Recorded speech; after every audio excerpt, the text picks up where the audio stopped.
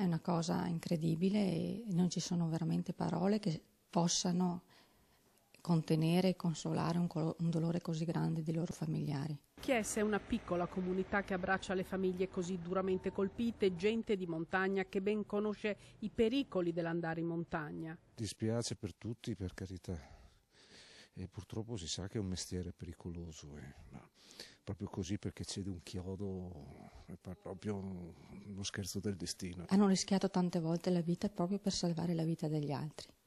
Questa volta è toccato a loro, per cui noi non possiamo che essere vicino alle loro famiglie e vicini anche al soccorso alpino, la sezione dell'Alpago, che ha perso nel giro di un mese ben 4 elementi.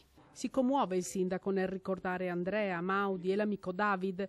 Visita la Camera Ardente dove in tanti si sono recati per l'ultimo saluto. Amici e compagni di soccorso, i familiari straziati dal dolore si sono ritrovati all'ospedale San Martino per il doloroso commiato e sono tante le attestazioni di solidarietà e vicinanza al sodalizio. In mattinata il presidente della regione ha telefonato al delegato provinciale per le condoglianze. Abbiamo perso 3 bravi ragazzi, 3 ragazzi del popolo che, come diceva stamattina Rufus, se non avessero fatto soccorso alpino avrebbero fatto i volontari in qualche altra realtà, la Proloco piuttosto che gli anziani nel sociale. Ragazzi veramente che hanno dedicato la loro vita alla comunità. Condoglianze anche dal consigliere regionale Dario Bond, dal senatore Gianvittore Vaccari, dall'ex presidente della provincia, l'alpagotto Giampaolo Bottaccin. Il sindaco ricorda l'ultimo incontro. L'elicottero non poteva intervenire, sono scesi di notte e sono arrivati alle 11 di sera con il buio e dopo aver soccorso questo signore si sono fermati tutti insieme,